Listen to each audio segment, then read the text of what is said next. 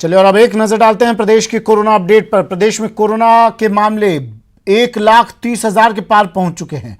Corona positive की संख्या बढ़कर 1,30,971 हो गई है। सोमवार को 2,112 नए पॉजिटिव केस भी सामने आए। प्रदेश में कोरोना से अब तक 1,456 मौतें हो चुकी हैं। 1,09,472 केस पॉजिटिव से नेगेटिव भी हुए हैं और 1,08,476 मरीजों को डिस्चार्ज भी किया जा चुका है। प्रदेश में अब 20,043 एक्टिव केस हैं। राज्य में सैंपलिंग भी 30 लाख से ज्यादा हो चुकी है।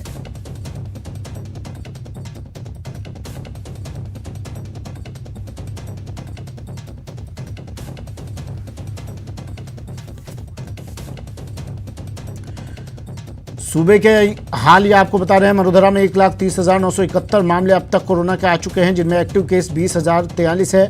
1,08,476 मरीज कोरोना पॉजिटिव नेगेटिव हो चुके हैं। 1,456 करीब 1,500 लोगों की मौत कोरोना के कारण हो चुकी है।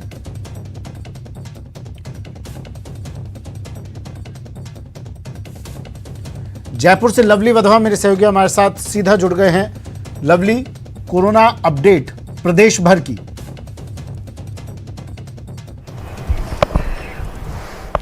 देखिए, बिल्कुल लगातार कोरोना का जो आंकड़ा है, ये जैसे कि आंकड़ों के बारे में आपको जानकारी, किस तरह से आंकड़ा लगातार बढ़ता जा रहा है। ऑक्सीजन और वेंटिलेटर्स की जो कमी है उसे दूर करने के लिए सरकार लगातार प्रयास कर रही है, लेकिन अभी भी जो है धारा 144 की जो पालना होनी चाहिए समेत सभी संभाग मुख्यालयों पर, वो पालना नहीं हो पा रही है, क्योंकि जिस तरह के आंकड़े अभी भी लगातार कमोबेश लगातार आते जा रहे हैं।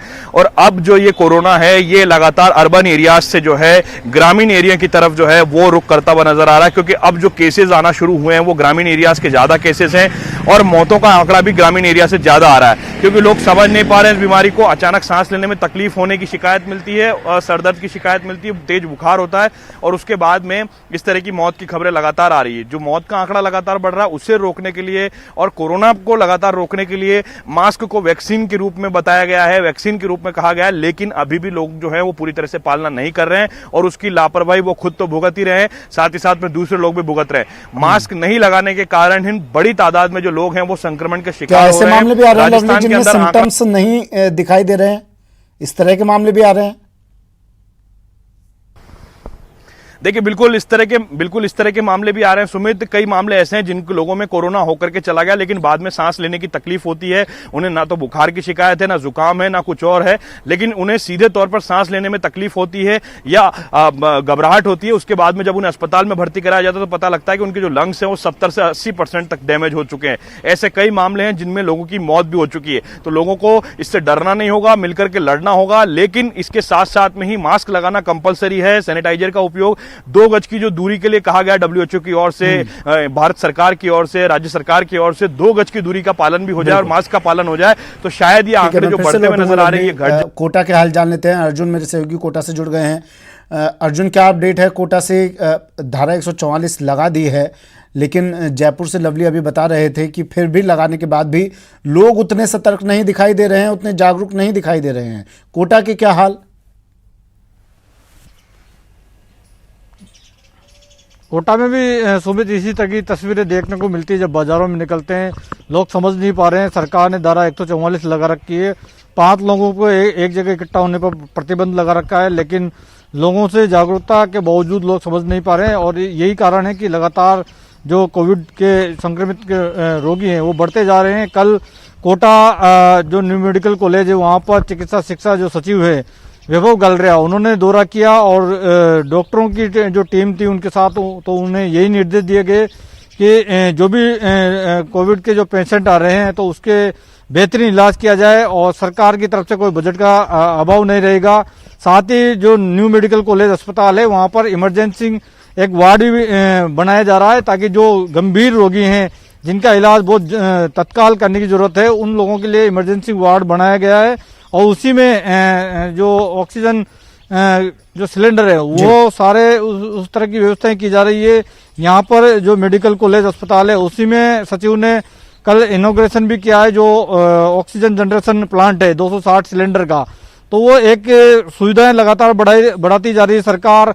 और जनचेतना भी गांव-गांव और शहरों के जो इलाके हैं उनमें चलाई जा रही है ताकि लोग जान सके, क्योंकि ये जरूरी है कि अब स्थिरता आना चाहिए, क्योंकि अगर स्थिरता नहीं आएगी, संक्रमित लोग बढ़ते जाएंगे तो सरकार के लिए भी ये एक बड़ी चुनौती है। बिल्कुल। कपिल श्रीमाली उदयपुर से हमारे साथ जुड़ गए हैं, उदयपुर लिए चलते हैं। कपिल, देखिए समस्या असल में यहाँ आ रही है कि लोग ये सोच रहे हैं कि अनलॉक एक एक चरण में अनलॉक होता जा रहा है, सुबह का हर जिला हर जगह, तो उन्हें ये गलतफहमी हो रही है कि कोरोना पूरी तरह से कोरोना के मामले भी अब खत्म हो चुके हैं।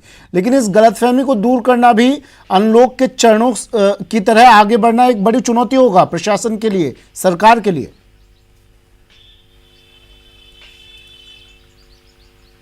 जी बिल्कुल, देखिए जिस तरह से अनलॉक प्रक्रिया शुरू हुई, आम जनता की जिम्मेदारी और बढ़ गई, क्योंकि सरकार ने देश की और राज्य की आर्थिक स्थितियों को देखते हुए अनलॉक प्रक्रिया को शुरू किया था। लोगों की आवाजाही और जो बिजनेस थे, जो कार्य थे, उन्हें शुरू किया गया, लेकिन लोगों ने इसका गलत फायदा उठाया है। आज अगर हम देखें तो जमकर जो कोरोना गाइडलाइन है उसकी धज्जियां उड़ाई जा रही है।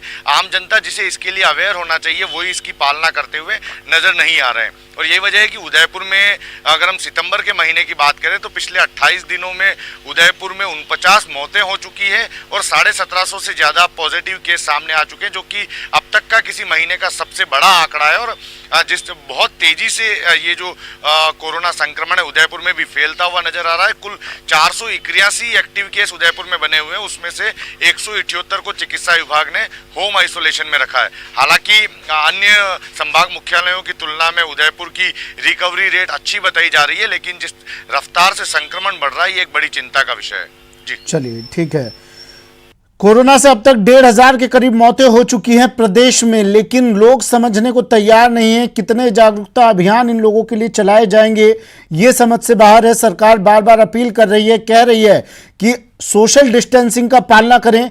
जो अनलॉक के दौरान आपको अनलॉक के दौरान जो सुविधाएं आपको दी जा रही है वो आपको ध्यान में रखकर दी जा रही हैं, उसका नाजायज फायदा ना उठाएं। लेकिन WHO की जो गाइडलाइंस हैं उनका जमकर उनकी धज्जियां उड़ाई जा रही हैं। सोशल डिस्टेंसिंग हो, मास्क लगाने को लेकर बात हो, चाहे जितनी भी गाइडलाइंस हैं उनको चकनाचूर किया जा रहा है। शायद कोरोना का खौफ लोगों से खत्म हो चुका है, लोगों के जहन से जा चुका है, और यही वजह है लगातार कोरोना के बेतहाशा बढ़ते मामलों के पीछे। शुक्रिया लवली, कपिल और अर्जुन तमाम जानकारी देने के लिए। तो कोरोना के बढ़ते मामले, ब्रेक के बाद स्वागत है आपका। बढ़ते हैं अगली खबर की ओर। पूर्व विधायक एवं जनसंख्या नियंत्रण फाउंडेशन के संरक्षक ज्ञानदेव आहूजा ने कहा कि केंद्र सरकार से अगले संसद सत्र में जनसंख्या नियंत्रण विधेयक लाने का आग्रह किया जाएगा। इस संबंध में उनकी बातचीत भी चल रही है। इस विधेयक में सभी जाति, धर्म और पंथों को शामिल किया जाएगा ताकि 2 बच्चों का एक जैसा कानून देश भर में लागू हो सके। आहूजा ने कहा कि जनसंख्या विस्फोट से शिक्षा, मेडिकल, परिवहन, सड़क सहित अन्य संसाधन कम पड़ रहे हैं। बेहतर व्यवस्था के लिए जनसंख्या नियंत्रण जरूरी है और वो कानून से ही संभव होगा। जनसंख्या विस्फोट इतना जबरदस्त है कि हमारे आने वाली पीढ़ी, आने वाली संतति, हमारे संतान, चाहे स्कूल हों, चाहे कॉलेज हों, चाहे विश्वविद्यालय हों, चाहे अस्पताल हों, चाहे रोडवेज बस, चाहे बस हों, चाहे रेल हों, और चाहे कोई सी भी व्यवस्था, उनको जगह नहीं मिलती और वेटिंग लिस्ट। और बड़ी खबर जोधपुर से, जहां बाइक शोरूम में आग लग गई। 32 बाइक इस आग की भेंट चढ़ गई। 32 बाइक जलकर खाक। आग पर अब काबू पा लिया गया है।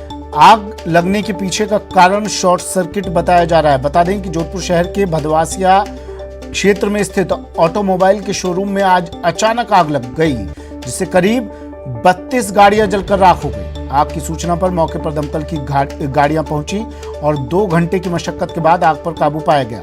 प्रथम दृष्टया शॉर्ट सर्किट से आग लगना बताया जा रहा है।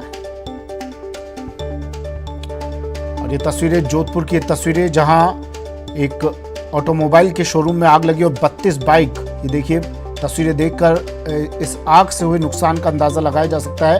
32 बाइकें इस आग की भेंट चढ़ गई। शॉर्ट सर्किट के कारण आग लगना बताया जा रहा है। शॉर्ट सर्किट हुआ और उसके बाद एक चिंगारी ने विकराल आग का रूप धारण कर लिया और इस पूरे शोरूम को अपने आगोश में ले लिया। 32 बाइकें जलकर खाक।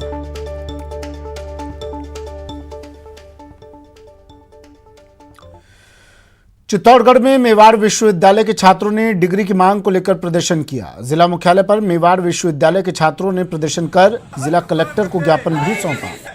इस दौरान छात्रों ने अपने खून से पत्र लिखा, जिसमें हमें न्याय दो, हमें डिग्री दो के स्लोगन लिखे और जमकर नारेबाजी भी की। प्रदर्शनकारियों के मुताबिक पशुपालन डिप्लोमा को डिग्री के बराबर समय हो गया है, फिर भी उनको डिग्री नहीं दी जा रही है और इसे लेकर इन्होंने ये प्रदर्शन किया।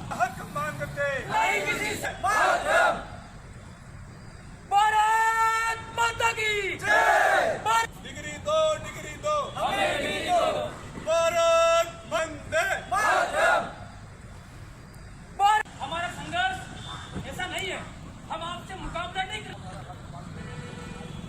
हक मांगते नहीं किसी से। और अब गांव के दंगल की बात।